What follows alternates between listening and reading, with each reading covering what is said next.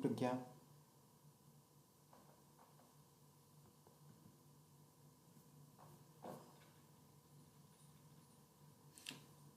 वालेकुम अस्सलाम ज़रा।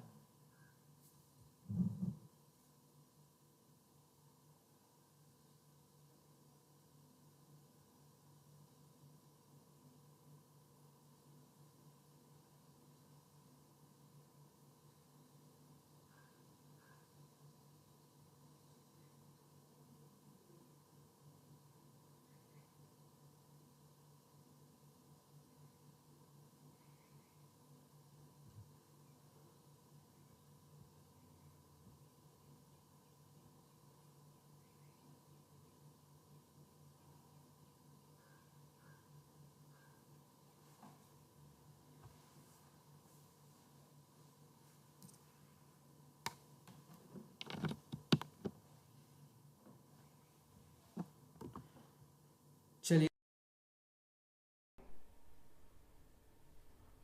डे 24, जैसे कि आप सब जानते हैं यूजीसी नेट का free batch paper 2 unit second poetry start हो रही थी और हम रोमांटिक एज पर थे। Good evening Vania, good evening Raj, वालेकुम अस्सलाम। I forgot your name my beautiful edits. So the romantic age पर थे हम लोग, इसको पढ़ना शुरू कर दिया था। इससे पहले हम 5 लेक्चर्स पढ़ चुके थे पोइट्री के, जो आपको स्क्रीन पर नज़र आ रहे हैं, और हम 6th लेक्चर पर थे द रोमांटिक एज पोइट्री पर, ठीक है। और इसमें हम काफ़ी आगे जा चुके थे। हमने रोमांटिक एज पोइट्री पढ़ लिया था, उसका कॉन्टेक्स्ट, उसकी हिस्ट्री, उसके कुछ प्रोमिनेंट नेम, कुछ राइटर्स एंड पोएट्स को, कुछ पोएट्स को हमने डिटेल में पढ़ना शुरू किया था, जिसमें एस टी कॉलरिज हमने पढ़ लिया था डिटेल में। इसके अलावा रॉबर्ट साउदी हमने डिटेल में पढ़ लिया था। रॉबर्ट साउदी के बाद हमने लॉर्ड बायरन को डिटेल में पढ़ लिया था। और जहाँ तक मुझे याद है हमें जॉन कीट्स आज शुरू करना है डिटेल में। तो स्टार्ट करते हैं जॉन कीट्स को। Good evening Shivani. 1795 से 1821।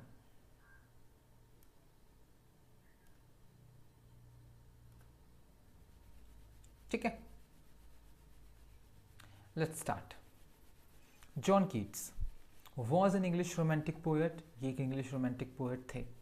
Known for his rich imagery, जाने जाते हैं बहुत ही रिच इमेजरी के लिए, सेंशुअल स्टाइल के लिए, ठीक, और डीप एक्सप्लोरेशन के लिए, जिसमें वो डीप एक्सप्लोर करते थे अपनी कविताओं में ब्यूटी और ट्रांसेंस को। दो his life was tragically short, भाई बहुत छोटा जीवन था इनका, बहुत ही छोटा जीवन, 25 साल, लगभग 25-26 साल जिए सिर्फ ये। His work has had a lasting impact on English literature, लेकिन इनकी रचनाओं का कभी ना खत्म होने वाला प्रभाव है इंग्लिश लिटरेचर पर। कहा जाता है कि जॉन कीट्स अगर और 20-25 साल जी लेते तो ये सारे बड़े नामों को खा जाते। जॉन कीट्स, जॉन मिल्टन और विलियम शेक्सपियर जैसे 2 बड़े कवियों को खा जाते। ये इस आदमी के अंदर इतना पोटेंशियल था, ठीक है। चलिए, अर्ली लाइफ और एजुकेशन की बात करते हैं। बर्थ एंड फैमिली सबसे पहले। Keats was born on October 31, 1795। John Keats पैदा हुए 31 अक्टूबर 1795 को लंदन, इंग्लैंड में। He was the eldest of 4 children. इनके माता पिता के 4 बच्चे थे, उसमें सबसे बड़े जॉन कीट्स थे। हेलो प्रज्ञा। एजुकेशन की अगर बात करें तो ही अटेंडेड एनफील्ड एकेडमी। इन्होंने एनफील्ड एकेडमी को अटेंड किया था, where he developed an early love for literature, और यहीं पर लिटरेचर को लेकर प्यार इनका पनपा। After his father's death and his mother's subsequent remarriage and death, पिता की मौत हुई, माँ ने दूसरी शादी करी, उसके बाद माँ की भी मौत हो गई। Keats was apprentice to a surgeon. Keats surgeon बनने के लिए पढ़ाई शुरू करे। However his passion for poetry soon overshadowed his medical studies, लेकिन इनका जो पैशन था पोइट्री को लेकर इनकी मेडिकल स्टडीज़ के ऊपर हावी हुआ और ये फुल टाइम कवि बने।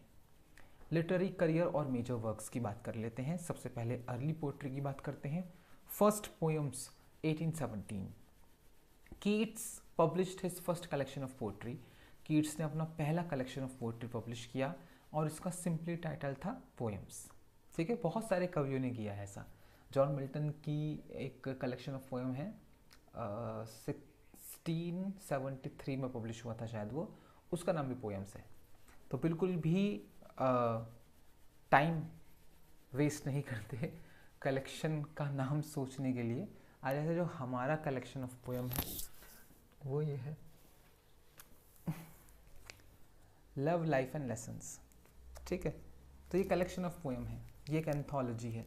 इसमें 21 पोएम्स है हमारी लिखी हुई, 7 प्यार पर हैं, 7 लाइफ पर हैं और 7 लेसन्स पर हैं।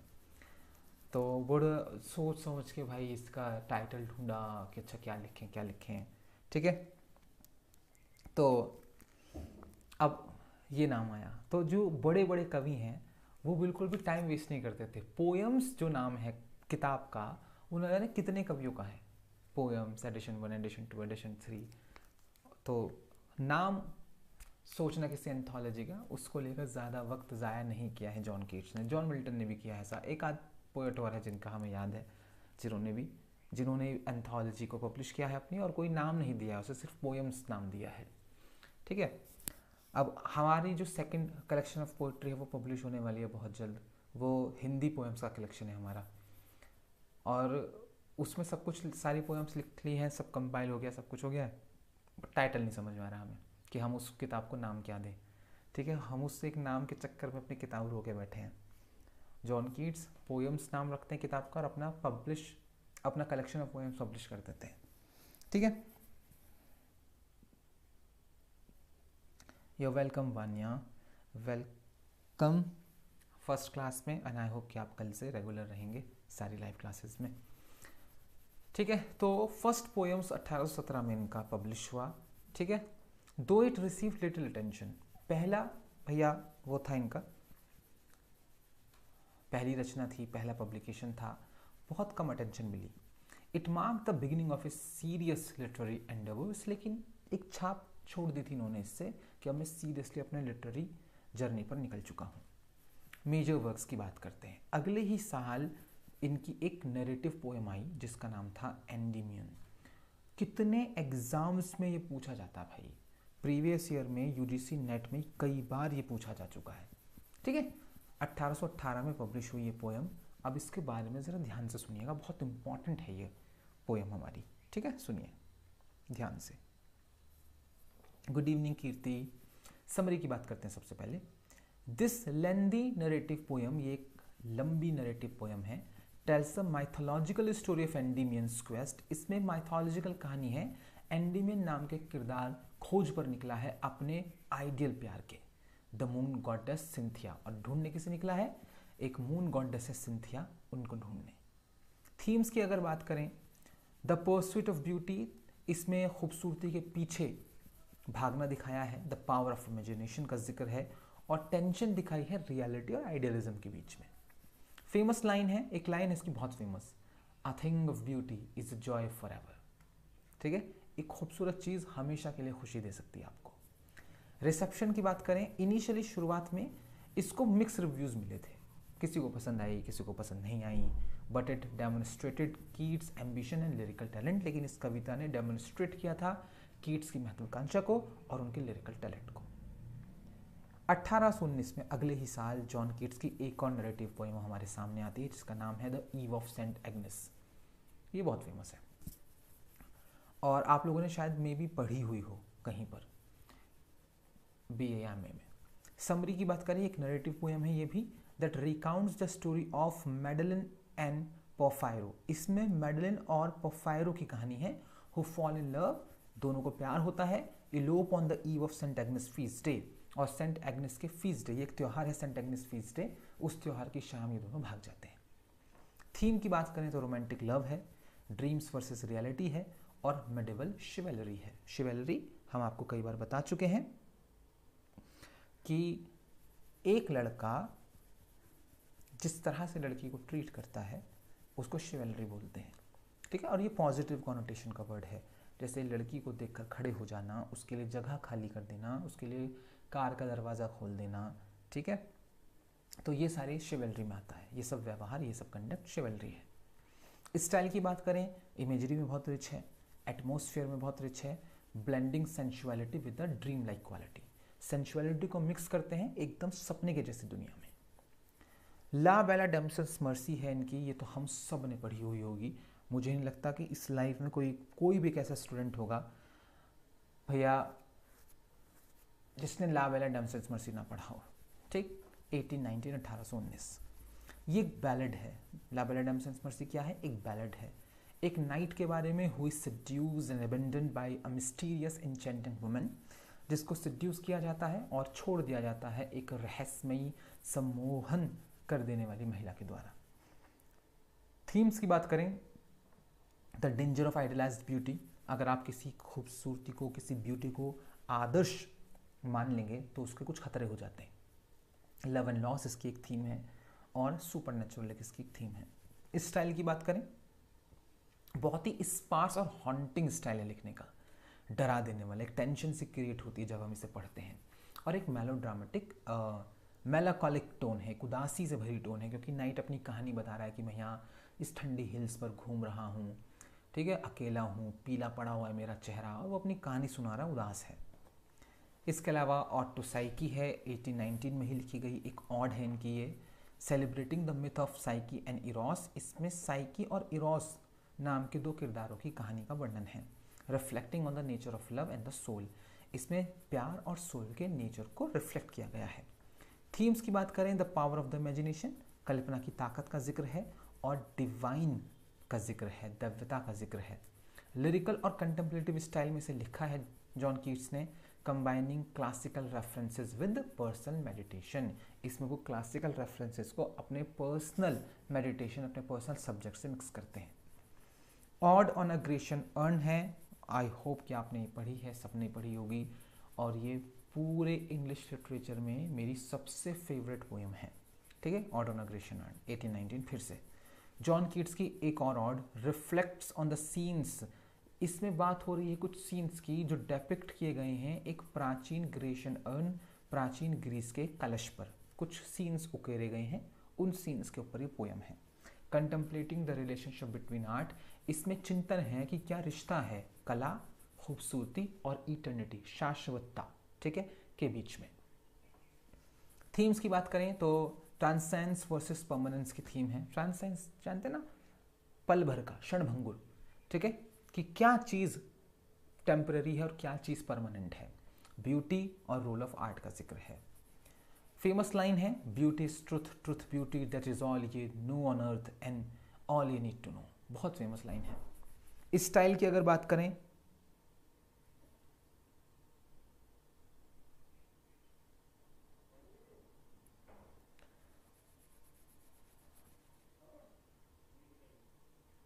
टिप्स विप्स कुछ नहीं है भैया।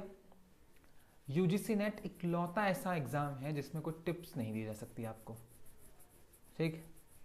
तो किसी टीचर को नहीं पता वहाँ क्या पूछा जाएगा, वहाँ कुछ भी पूछ लिया जाता है और कुछ भी हो जाता है।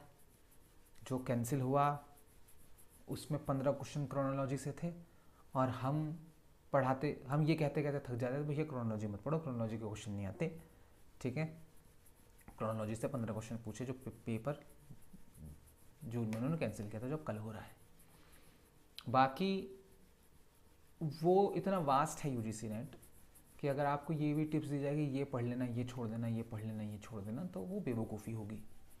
अभी आपने जो कुछ भी पढ़ा है उसे रिवाइज कर लीजिए, ठीक। और एक सिंपल बात हम हमेशा ये बोलते हैं कि शुरुआत की 5 यूनिट आपकी बहुत अच्छे से तैयार होनी चाहिए, और बाकी की लास्ट के जो 5 यूनिट्स हैं वो आपकी पढ़ी हुई होनी चाहिए ठीक ठाक, ताकि वहाँ पर आप गैस वर्क अच्छा सा कर सकें।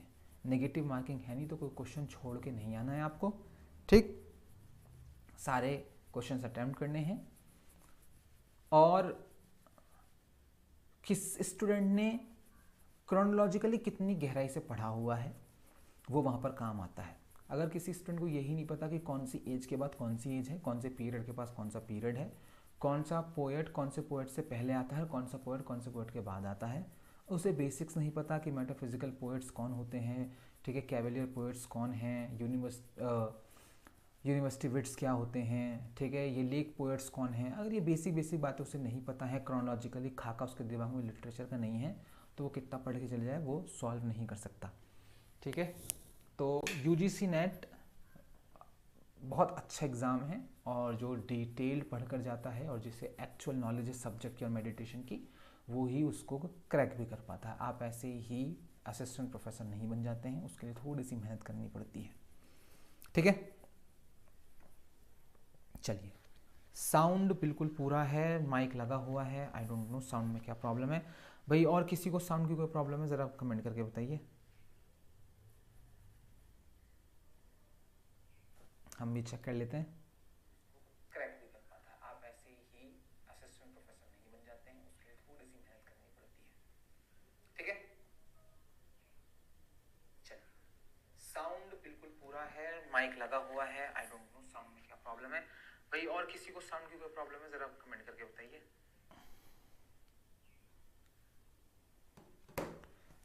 मुझे ठीक आ रही है, लेकिन मैं कोशिश करूँ थोड़ा तेज़ बोल लूँ। ठीक है, गुड इवनिंग लता। तो हमारे मोबाइल में भी ठीक आ रही है आवाज़। तो आप आई थिंक किसी शोर वोर की जगह पर बैठे हैं, बाहर बैठे हैं, ठीक है, खुले आसमान के नीचे, तो उससे प्रॉब्लम हो सकती है।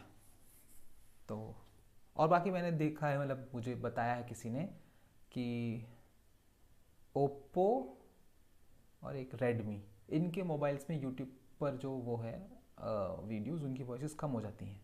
अगर आप इन दोनों में से किसी एक मोबाइल को चला रहे हैं तो मे बी वो वाली प्रॉब्लम हो सकती है। ठीक है, चलिए, स्टाइल की बात करें तो फिलोसफिकल और रिचली डिस्क्रिप्टिव है, exploring the tension between the eternal and the ephemeral, हमेशा हमेशा रहने वाले और पल भर में मर जाने वाली चीज़ों के बीच का जो टेंशन है उसके बारे में जिक्र है। ऑड टू अ नाइटिंगेल लिखी 1819 में ही, ये भी एक ऑड है। इसमें कैप्चर किया गया है कीट्स के एक्सपीरियंस को of listening to a nightingale song, जब वो एक नाइटिंगेल पक्षी के गीत को सुन रहे होते हैं, leading him to reflect on themes of mortality. वहाँ से वो सोचते हैं कि मॉर्टेलिटी क्या है, ब्यूटी क्या है, और डिज़ायर ऑफ ट्रांसकेंडेंस, मोक्ष की प्राप्ति की जो इच्छाएँ हैं उनके बारे में वो बात करते हैं। थीम्स की बात करें तो ट्रांसिएंस पीस की एक थीम है, escape through art and nature, की नेचर और कला के जरिए आप सब कुछ छोड़कर भाग सकते हैं, जिम्मेदारियों से भाग सकते हैं। ठीक है, और इनएविटेबिलिटी ऑफ डेथ, और मौत को टाला नहीं जा सकता, ये इसकी थीम है। स्टाइल की बात करें तो इवोकेटिव स्टाइल में लिखा गया है। जब आप इस कविता को पढ़ेंगे तो आपके अंदर बहुत सारे इमोशंस जागृत होंगे। डीपली इमोशनल ये कविता है, blending sensory detail with the profound existential reflection. इसमें सेंसरी डिटेल है ऑब्वियसली, क्योंकि नाइटिंगेल पक्षी की बात हो रही है तो सेंसरी डिटेल होगी उसमें। ठीक है, और एग्जिस्टेंशियल रिफ्लेक्शन के साथ इसको इस्तेमाल किया गया है। ऑड ऑन मेलंकली है, बहुत ही प्यारी पोएम है ये भी, 1819 फिर से। Summary, the poem explores the nature of melancholy, इसमें उदासी के नेचर को एक्सप्लोर करते हैं जॉन कीट्स, और जो इसका इनएक्सट्रिकेबल लिंक है ब्यूटी और जॉय से, उदासी खूबसूरती और आनंद से जुड़ी है, उसको समझाते हैं जॉन कीट्स। थीम्स की बात करें, the coexistence of Joy and sorrow, John Keats इस पोएम में कह रहे हैं कि गम और खुशी दोनों एक दूसरे के साथ कोएग्जिस्ट करती हैं।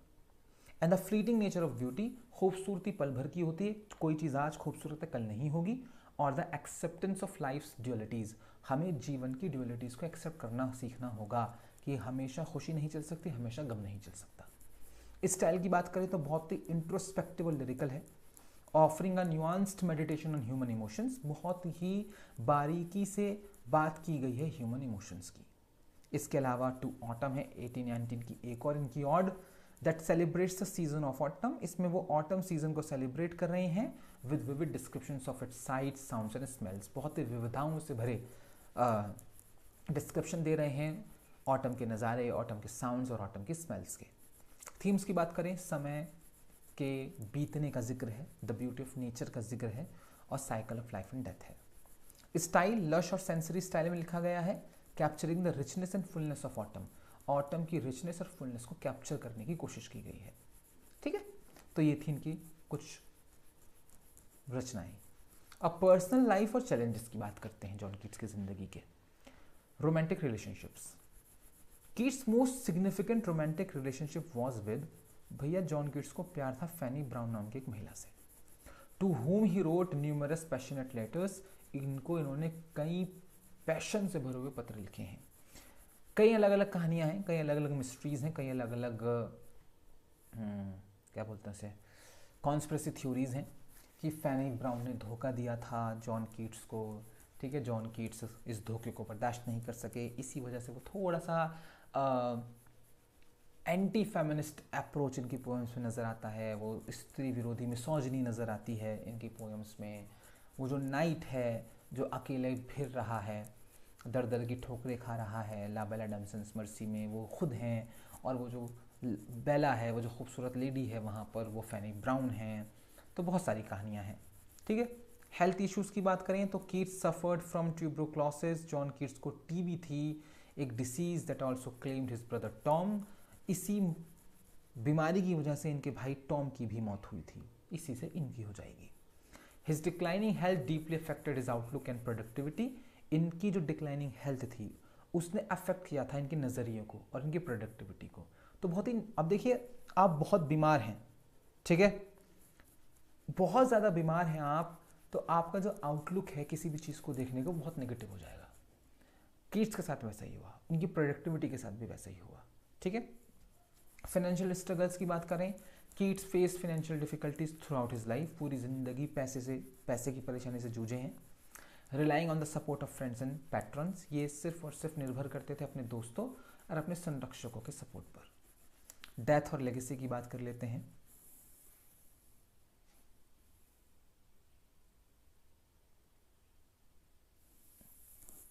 ओके फिरोज, कोई नहीं। Keats died of tuberculosis on February 23, 1821। John Keats की डेथ हुई टीबी से 23 फरवरी 1821 को रोम इटली में। ठीक है, ये एक प्रीवियस ईयर क्वेश्चन है। जॉन कीट्स की मौत रोम इटली में हुई थी एट द एज ऑफ 25 की उम्र में, 25 प्लस थे। His premature death added to the romantic legend that surrounds his life and work. वक्त से पहले मौत, ठीक है, इस मौत ने इनको रोमांटिक लेजेंड बनाया। ठीक है, इनकी लाइफ एंड इनके वर्क के आसपास जो किस्से कहानियाँ, जो कॉन्स्पिरेसी थ्योरीज, जो मिस्ट्रीज हैं, वो इनकी मौत जो है वक्त से पहले, ये छोटी सी उम्र में जो इनकी मौत है, वो एड ऑन किया है सब कुछ। इन्फ्लुएंस की बात करें, डिस्पाइट हिज शॉर्ट लाइफ, बावजूद इसके कि बहुत छोटा जीवन था, Keats poetry has had a profound and lasting impact on English literature. Keats के काव्य का एक लास्टिंग इम्पैक्ट है इंग्लिश लिटरेचर पर।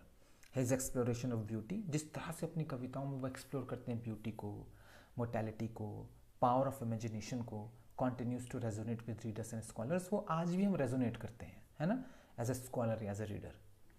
क्रिटिकल रिसेप्शन की बात करें, इनिशियली तो अंडर वैल्यूड थे, बिल्कुल भी कोई औकात नहीं थी क्रिटिक्स के नज़र में जॉन कीट्स की, ये हाँ बच्चा है लिख रहा है। Keats' work has come to be regarded as some of the most beautiful and profound poetry in English language. बाद में इसको रिगार्ड दिया गया इनकी कविताओं को कि सबसे खूबसूरत और सबसे प्रोफाउंड पोएट्री में सीखे इंग्लिश लिटरेचर के। की थीम्स, जॉन कीट्स की कविताएं आप पढ़ रहे हैं तो कुछ थीम्स आपको नजर आएंगी कविताओं में। सबसे पहले तो वही ट्रांसिएंस ऑफ लाइफ, कि जीवन क्षणभंगुर है, ठीक है, पल भर का है। ठीक, Keats frequently explore the fleeting nature of human existence. John Keats लगातार अपनी कविताओं में इस बात को कहते थे कि जो इंसानी एग्जिस्टेंस है वो बहुत ही फ्लीटिंग नेचर है, क्षणभंगुर है, और डेथ इनएविटेबल है, उसे टाल नहीं सकते। ब्यूटी एंड आर्ट, अपनी कविताओं में खूबसूरती और आर्ट का जिक्र करते थे। His poetry often celebrates the enduring beauty of art and nature.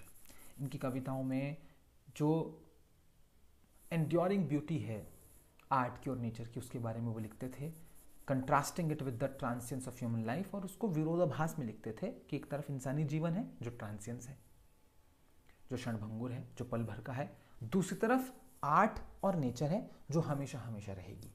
कला हमेशा रहती है और नेचर हमेशा रहेगी, आप लोग मर जाएंगे। इमेजिनेशन और एस्केपिज्म का यूज करते थे अपनी कविताओं में John Keats. Keats valued the imagination as a means of transcending the limitation of reality. John Keats को लगता था कि इमेजिनेशन के जरिए, कल्पना के जरिए आप रियलिटी की सीमाओं को लांघ सकते हैं और आप डीपर ट्रुथ जान सकते हैं। ठीक, आपको कल्पना करनी होगी। मेलंकली एंड जॉय, वो उदासी और खुशी को साइमल्टेनियसली अपनी कविताओं में लिखते थे। He saw joy and sorrow as interconnected, वो गम और खुशी को एक दूसरे से जुड़ा हुआ मानते थे। With the experience of beauty often tinged with the awareness of its permanence. ठीक है, वो इसको ब्यूटी, जो खूबसूरती के अनुभव थे उसके साथ लिखते थे और इस पर एक छोका मारते थे, ठीक है, कि ये सारी चीज़ें इम्परमानेंट हैं, खुशी भी और गम भी। नेचर, इनकी कविताओं में नेचर एक की थीम हुआ करती थी। Keats vivid descriptions of the natural world reflect his deep appreciation for its beauty. Keats बहुत ही विविधताओं से भरे डिस्क्रिप्शन लिखते थे नेचुरल वर्ल्ड के, जो रिफ्लेक्ट करता है कि वो बहुत पसंद करते थे नेचर और उसकी खूबसूरती को। And its capacity to evoke profound emotions, और नेचर के अंदर एक कैपेसिटी है कि वो आपके अंदर से इमोशंस को जगा सकती है। John Keats rich evocative poetry continues to be captivate readers with sensuous detail. John Keats की रिच और इवोकेटिव पोएट्री अभी भी रीडर्स के मन को कैप्टिवेट करती है अपनी सेंशुअल डिटेल्स की वजह से, इमोशनल डेप्थ की वजह से, और जो प्रोफाउंड इंसाइट्स हमें नजर आती है ह्यूमन कंडीशन की, उसकी वजह से। His legacy as one of the greatest romantic poets endures, इनकी जो विरासत है सबसे महानतम रोमांटिक पोएट्स में से एक के रूप में वो आगे बढ़ती है। Celebrated for its ability to find beauty, हम सेलिब्रेट करते हैं कि इनके अंदर एक स्किल थी कि वो ढूंढ सके खूबसूरती को और मीनिंग को दोनों जगह, इटर्नल और एफ्रिल चीज़ों में, जो कभी ना ख़त्म होने वाली चीज़ें उसमें भी और जो ख़त्म होने वाली चीज़ें हैं उसमें भी। ठीक है, ये जॉन कीट्स की फोटो है, असली पेंटिंग उनकी ज़िंदगी की।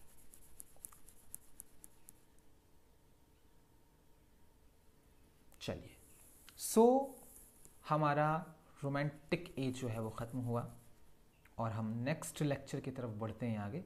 हम अपनी पीडीएफ ओपन कर लेते हैं।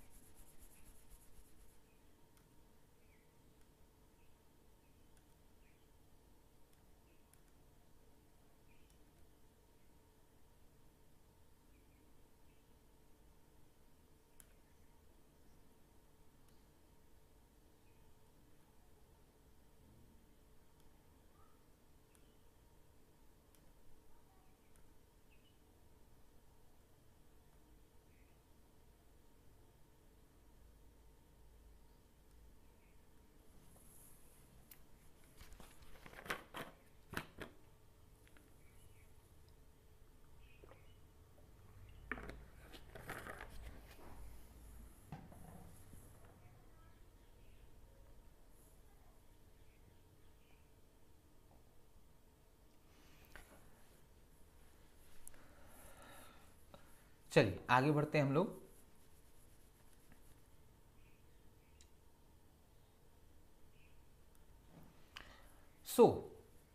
अब हम पढ़ेंगे द विक्टोरियन पोइट्री। एक बार हम रिवाइज करा देते हैं आपको। हम यूनिट 2 पढ़ रहे हैं पोइट्री, ठीक है। यूनिट 1 ड्रामा हम पढ़कर आ चुके हैं और हमने अब तक 6 अपने लेक्चर्स कंप्लीट कर लिए हैं पिछले 23 दिनों में। पहला हमने प्री चौसेरियन और the age of Chaucer poetry पढ़ी थी। उसके बाद हमने poetry in the age of revival पढ़ा था। उसके बाद हमने एलिजाबेथन पोइट्री पढ़ी थी। उसके बाद the Puritan and the restoration age poetry पढ़ी थी। फिर उसके बाद न्यू क्लासिकल और ऑगस्टन एज पोइट्री पढ़ी थी। और अभी हमारा कंप्लीट हुआ है द रोमांटिक एज पोइट्री। और अब हम 7th लेक्चर स्टार्ट कर रहे हैं आज, द विक्टोरियन पोइट्री।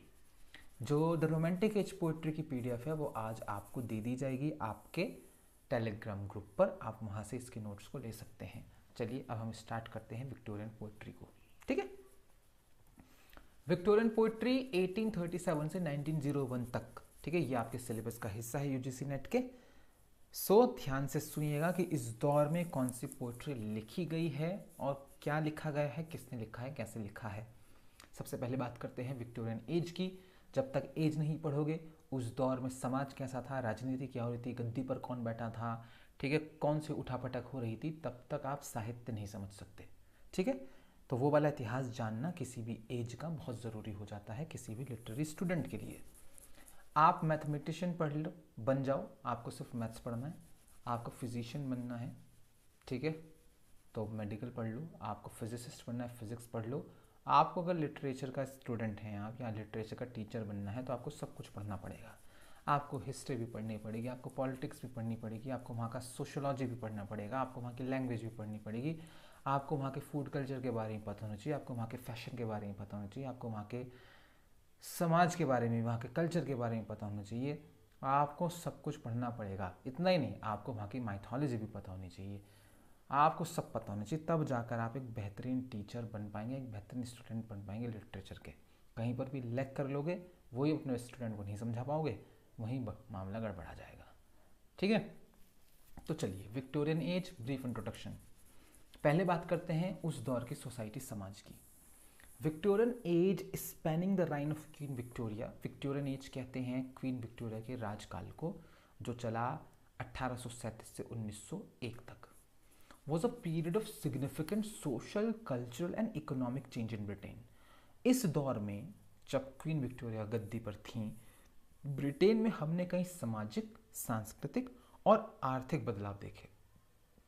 ठीक है, society was marked bye, society marked थी किससे, सुनिएगा एक एक करके। सबसे पहला इंडस्ट्रियलाइजेशन। क्वीन विक्टोरिया के राजकाल में औद्योगिकरण हुआ, मैं शायद हिंदी में गलत बोल रहा हूँ, इंडस्ट्रियलाइजेशन हुआ बहुत बड़े लेवल पर।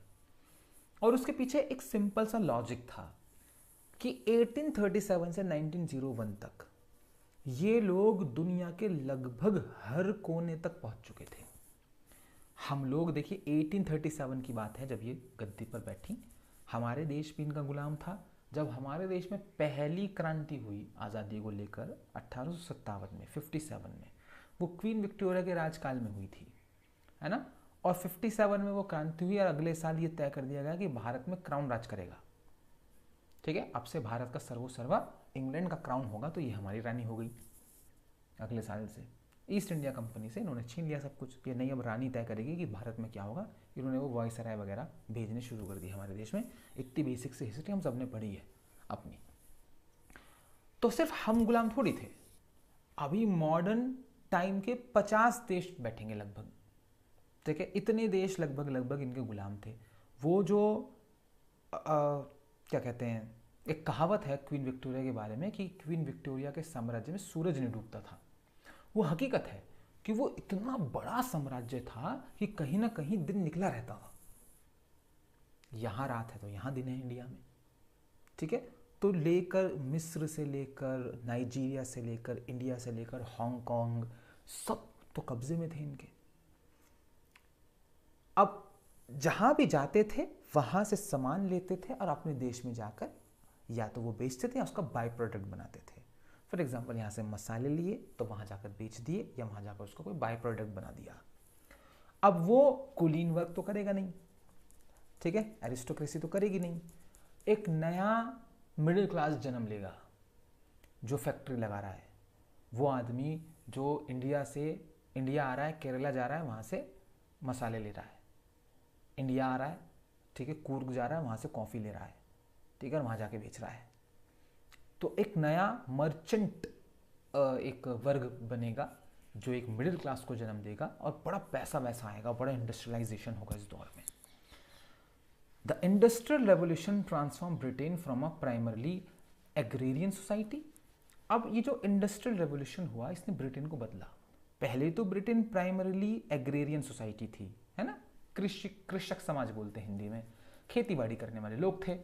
फिर ये इंडस्ट्रियल पावर हाउस बना दुनिया का। दिस लेड टू अर्बनाइजेशन, इसकी वजह से शहरीकरण हुआ।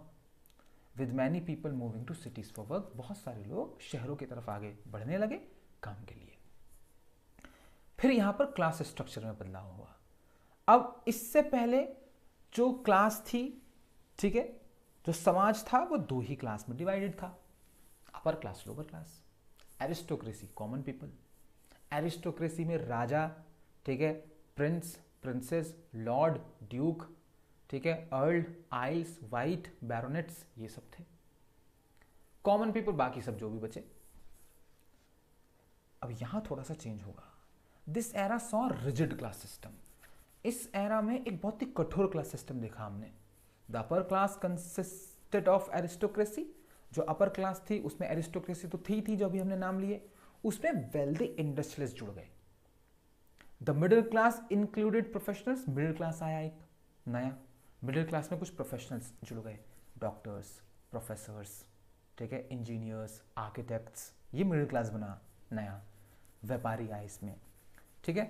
And the working class comprise factory and manual labours, जो वर्किंग क्लास बनी एक, उसने काम करना शुरू किया मैनुअल लेबर्स का या फैक्ट्री में काम का, ठीक है, एक मजदूर वर्ग बना नया। फिर मोरालिटी और वैल्यूज की बात होती है इस दौर के। Victorian society was characterized by strict moral codes. भैया विक्टोरियन सोसाइटी में बहुत ही स्ट्रिक्ट मोरल कोड्स थे, बहुत तगड़ी नैतिकता। एम्फेसाइजिंग मॉडेस्टी, एक तो आपको विनम्र रहना है, और प्रॉपर्टी बहुत बड़ी चीज़ थी कि भाई आपको एकदम प्रॉपर्टी में रहना है, और रिस्पेक्टेबिलिटी, रेस्पेक्ट करनी है। और ये जितनी तीनों चीज़ें जो है ना, मॉडेस्टी, प्रॉपर्टी और रिस्पेक्टेबिलिटी, आज भी है ये ब्रिटेन के लोगों के अंदर, आज भी। मतलब वो बात में सॉरी बोलते हैं, बात sorry sorry sorry sorry sorry. और हम तो बहुत ही, मतलब बुरा मत मानिएगा, लेकिन सबसे खराब समाज में से एक है हमारा, ठीक है। तो हम जब उन लोगों को देखते हैं तो हमें लगता है कि क्यों सॉरी क्यों बोल रहा है ये आदमी, है ना। जैसे मतलब वो छोटी छोटी बात बता रहे हैं हम आपको, ब्रिटिश लोगों की, हल्का सा हार्ट टच हो जाए, oh I am so sorry, I am so sorry, I am so sorry, that's my fault, that's my fault, ठीक। और यहाँ जैसे फॉर एग्जांपल उन्होंने छींक दिया, तो वो कंसिडर करेंगे छींकने से जो रूम में लोग बैठे हैं उनको थोड़ी सी प्रॉब्लम हो सकती है कि हमारी छींक नहीं गई। उसने बहुत सोफिस्टिकेटेड वे में छींका हो, भले ही रुमाल रखकर, जो भी को कुछ प्रिकॉशन ले सकता था वैसे छींका, लेकिन तभी आई am so sorry, please excuse me. और हम यहाँ पान खा के थूक देंगे, गुटखा थूक देंगे, तब सॉरी नहीं बोलेंगे भाई सड़क पर, जिससे एक्चुअल बीमारी हो जाए लोगों को, जिससे एक्चुअल टीबी फैलता है। तो मॉडेस्टी, प्रॉपर्टी, रिस्पेक्टेबिलिटी, ये बहुत ही स्ट्रिक्ट मोरल कोड्स थे उस जमाने के, अभी भी हैं उन लोगों के अंदर। There was a strong focus on family values, family values पर बहुत स्ट्रॉन्ग फोकस था। विद डिस्टिंक्ट जेंडर रोल्स थे कि मर्द ये करेंगे, औरतें ये करेंगी। मैन एज ब्रेड विनर्स, मर्द पैसा कमाएगा, और वुमेन जो है वो होम मेकर्स होंगी, वो घर संभालेंगी। ये बिल्कुल क्लियर था सब कुछ। एजुकेशन एंड रिफॉर्म की बात करते हैं इस दौर में। Period saw significant advancements in education, बहुत तरक्की देखी भैया एजुकेशन में इस दौर में। With the establishment of public schools, सरकारी स्कूल्स खोले गए, यूनिवर्सिटीज़ खोली गई, क्योंकि इससे पहले जो कॉलेजेस एंड यूनिवर्सिटीज़ थे वो सिर्फ एरिस्टोक्रेसी के लिए थे, अमीर बाप के बच्चे जाते थे सिर्फ, ठीक है, बड़े लोग। अभी public schools and public universities खुली, आम लोगों के लिए दरवाजे खोले गए। Social reforms aimed at improving working conditions, कई सामाजिक सुधार हुए जिसमें वर्किंग कंडीशंस को सुधारा गया। चाइल्ड लेबर लॉज बनाए गए कि बच्चों से फैक्ट्री में काम नहीं कराएंगे आप। और women's rights begin to take shape, बहुत ज़्यादा अधिकार नहीं थे महिलाओं को, लेकिन वो बात होने लगी थी समाज में कि भाई ये अधिकार दो महिलाओं को। जैसे वोट देने का अधिकार था, उसके ऊपर बात होने लगी थी, दिया जाने लगा था।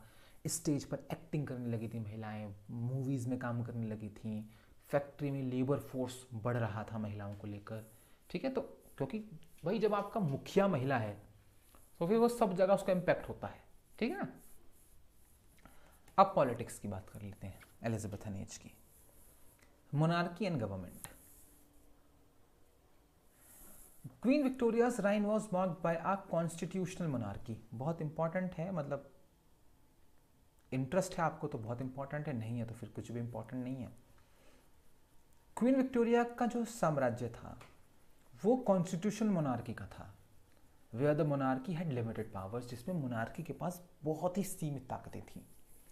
देखो भैया, पॉलिटिकल साइंस अगर आपने पढ़ा है तो हमारे पास बीए में पॉलिटिकल साइंस भी थी भैया। तो पॉलिटिकल साइंस में आपको फॉर्म्स ऑफ गवर्नेंस पढ़ाई जाती हैं, तो वहाँ पर ब्रिटेन एक अलग तरह से ट्रीट होता है उन किताबों में, ब्रिटेन को बहुत अच्छे से समझाया जाता है। जैसे हमारा इंडिया है, इंडिया में डेमोक्रेसी है ना, हम लोकतांत्रिक देश हैं। तो लोकतांत्रिक देश में लोगों के पास ताकत होती है, अपना नेता चुनते हैं हम लोग, अपना प्रधानमंत्री चुनते हैं, अपना मुख्यमंत्री चुनते हैं, पसंद नहीं आता हटा देते हैं। फिर कुछ थियोलॉजिकल सरकारें होती हैं जो धर्म पर चलती हैं, ठीक है। जैसे कई कंट्रीज ऐसी हैं जो रिलीजन बेस्ड सरकारें चलती हैं जहाँ पर, और कुछ मोनार्कीज़ हैं हमारे पास जहाँ पर राजा होता है, जैसे अभी भी मोनार्की है कई देशों में, जैसे कि सऊदी अरेबिया में मोनार्की है और थाईलैंड में है मोनार्की, ठीक है, अभी भी कंबोडिया में मोनार्की है, ठीक। लेकिन सऊदी अरेबिया की मोनार्की है और एक देश है उज़्बेकिस्तान, वहाँ की जो मोनार्की है वो एक्सट्रीम मोनार्की है, वहाँ पर राजा ही तय करता है सब कुछ। अब ये जो इंग्लैंड है, मोनार्की तो वहाँ पर भी है, राजा तो वहाँ पर भी है, अभी भी राजा है वहाँ पर ब्रिटेन में, लेकिन वहाँ की मोनार्की कॉन्स्टिट्यूशनल मोनार्की है, यानी कि वहाँ पर राजा को बहुत ही सीमित ताकतें हैं। वहाँ पर राजा का वही प्लेस है जो जैसा इंडिया में राष्ट्रपति का है, ठीक। जो राष्ट्रपति की ताकत है वो वहाँ पर क्राउन की ताकतें हैं फिलहाल, बाकी ज़्यादातर ताकतें प्रधानमंत्री के पास होती हैं वहाँ, ठीक है। तो उसको कॉन्स्टिट्यूशनल मोनार्की बोलते हैं। अब हमारे यहाँ तो मोनार्की नहीं है, हमने तो मोनार्की ख़त्म कर दी कि भैया हम तो अपना राष्ट्रपति चुनेंगे, अपना प्रधानमंत्री चुनेंगे, कोई राजा वाजा नहीं है हमारे देश में। अब उन्होंने कहा कि नहीं, राजा बनाए रखते हैं लेकिन हम अपना प्रधानमंत्री चुन लिया करेंगे, ठीक है। And the government was led by elected prime ministers. अब सरकारें जो है वो इलेक्टेड प्राइम मिनिस्टर चला रहे थे। विंस्टन चर्चिल, कितना बड़ा नाम है ना, इसी दौर के हैं वो। Significant political figures included prime ministers like Benjamin Disraeli, ठीक है, विलियम ग्लैडस्टोन, ठीक है, ये दोनों बहुत बड़े प्रधानमंत्री रहे विक्टोरियन एज में। कॉलोनियल एक्सपेंशन की बात अगर हम करें, the British Empire expanded significantly. British Empire बहुत फैला इस time with colonize in Asia. इन्होंने कॉलोनी बनाई, उपनिवेश बनाए एशिया में, जैसे हम थे, अफ्रीका पहुंचे, अमेरिका गए, making Britain a global super power. और विक्टोरियन एरा में इन्होंने ब्रिटेन को ग्लोबल सुपर पावर बनाया। पॉलिटिकल रिफॉर्म्स की बात करें अगर, the era saw the passing of की रिफॉर्म्स। इस एरा में कई सुधार हुए, इंक्लूडिंग द रिफॉर्म एक्ट्स आए, while gradually extended the right to vote to a broader segment of the male population। जो वोट देने का अधिकार था वो बहुत बड़े मेल पॉपुलेशन को दे दिया गया, ठीक है। तो चुनने का अधिकार डायरेक्ट जनता को नहीं दिया गया था कॉन्स्टिट्यूशनल मोनार्की में भी। पहले सिर्फ कुलीन वर्ग के लोग प्रधानमंत्री चुनते थे, कि सारे के सारे लॉर्ड्स, ड्यूक्स, ठीक है, आइल्स, फाइल्स, अर्ल्स, ठीक है, ये सब वोट दे रहे हैं और प्रधानमंत्री चुन रहे हैं। वो धीरे धीरे फिर क्या हुआ कि मर्चेंट्स को दे दिया कि सारे व्यापारी भी चुनेंगे।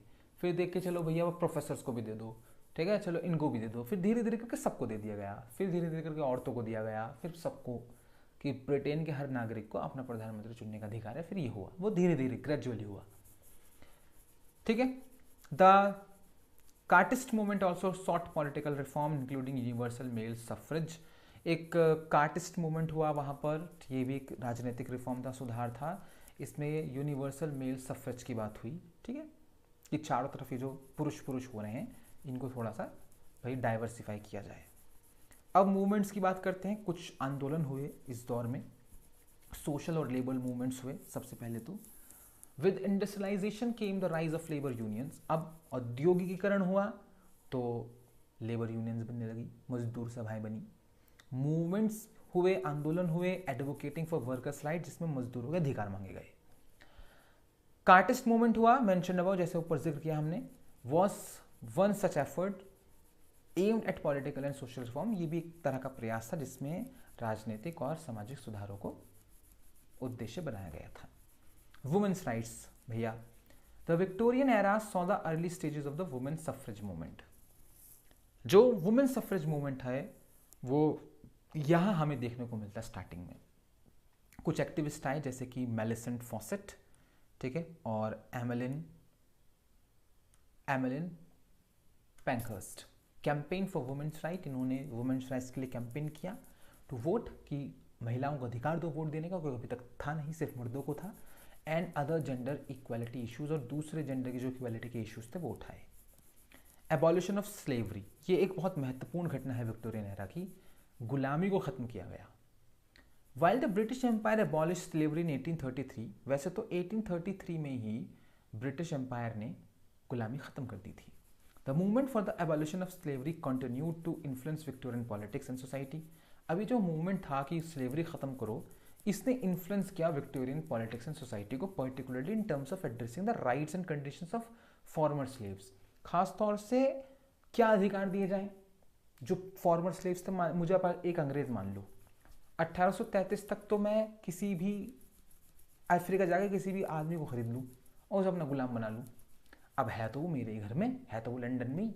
मान लीजिए मैं नाइजीरिया गया, वहाँ से 50 लोगों को खरीद के ले आया। अब उन 50 लोगों से मैं अपने खेत जुतवा रहा हूँ, अपनी गाड़ियाँ धुलवा रहा हूँ, अपने कुत्ते टहलवा रहा हूँ। अब 1833 में रानी ने कहा कि बंद कर दो स्लेवरी। अब इन 50 लोगों का क्या करूँगा भाई मैं? काम तो मैं इनसे करा नहीं सकता। अब इनको क्या अधिकार होंगे? क्या ये इस देश के नागरिक माने जाएंगे? क्या ये भी प्रधानमंत्री चुनेंगे? है ना? मैं तो उन्हें लाया था काम कराने के लिए। तो वो सारे काम हुए उस दौर में। ठीक, चलिए रिलीजियस मूवमेंट्स हुए कुछ। The Victorian era experience religious revivalism. धर्म को रिवाइव करने के लिए काम हुआ। लोगों को लगा कि लोग धर्म भूल रहे हैं, धर्म को दोबारा याद दिलाया जाए। इंक्लूडिंग द ऑक्सफोर्ड मूवमेंट, जिसमें एक ऑक्सफोर्ड मूवमेंट शामिल है, बहुत important, within the Church of England, जो चर्च ऑफ इंग्लैंड के अंदर शुरू हुआ। Which sought to return to traditional forms of worship and doctrine, जिसमें कहा गया कि जो पारंपरिक तौर तरीके थे हमारी पूजा पद्धति के, हम उस पर वापस लौटेंगे। There was also an increase in evangelicalism. Evangelicalism एक सेक्ट है क्रिश्चियनिटी का, उसकी तरफ लौटे लोग। मिशनरी वर्क शुरू हुआ, है ना? मिशनरी वर्क के जरिए ही ये भारत आए, ठीक है, दूसरे देशों में पहुंचे कि क्रिश्चियनिटी फैलानी है, ठीक है, लोगों को क्रिश्चियन बनाने का काम बहुत ज़ोरों शोरों से शुरू हुआ इस दौर में, बोथ डोमेस्टिकली और अब्रॉड। ऐसा नहीं कि सिर्फ इंग्लैंड में रहने वाले लोगों को ईसाइयत सिखा रहे थे। अब इन्होंने फॉर एग्जांपल 50 देशों पे कब्जा किया, तो 50 के 50 देशों में टीम्स भेजी कि जाओ इंडिया, फैलाओ क्रिश्चियनिटी, बनाइए चर्चेज जाकर, बनाइए स्कूल्स जाकर और कन्वर्ट करिए, ठीक है। The Victorian age was a period of profound transformation. Victorian age period था जिसमें प्रोफाउंड ट्रांसफॉर्मेशन हुआ with lasting impact on British society. और यहाँ पर जो कुछ हुआ उसका एक कभी ना खत्म होने वाला प्रभाव पड़ा ब्रिटिश सोसाइटी पर, ब्रिटिश पॉलिटिक्स पर, और ग्लोबली भी इसका एक इन्फ्लुएंस पड़ा है, ठीक है। अब ये तो विक्टोरियन एज थी, ये तो विक्टोरियन एरा था, पॉलिटिकली बात की है अभी हमने इस क्लास में। अब कल की क्लास में हम विक्टोरियन एज पोइट्री पढ़ेंगे और हम पोइट्री की बात करेंगे कि इस दौर में क्या पोइट्री लिखी गई, कैसी पोइट्री लिखी गई, किसने लिखी है, ठीक है। कल वैसे लाइव नहीं आ रहे हैं हम, कल ऑफ है, कल आपकी लाइव क्लास नहीं होगी यूजीसी नेट वाली, और फिर अगली क्लास में मिलेंगे, आपको टेलीग्राम ग्रुप पर बता दिया जाएगा, ठीक है।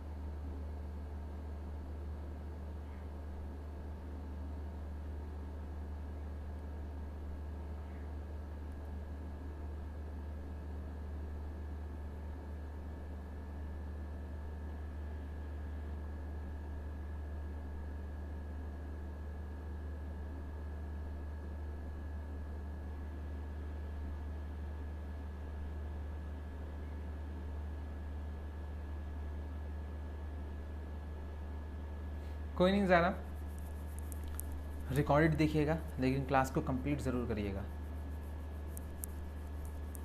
You welcome Lata, see you. Most probably day after tomorrow, ठीक है, तो विल बी लाइव अगेन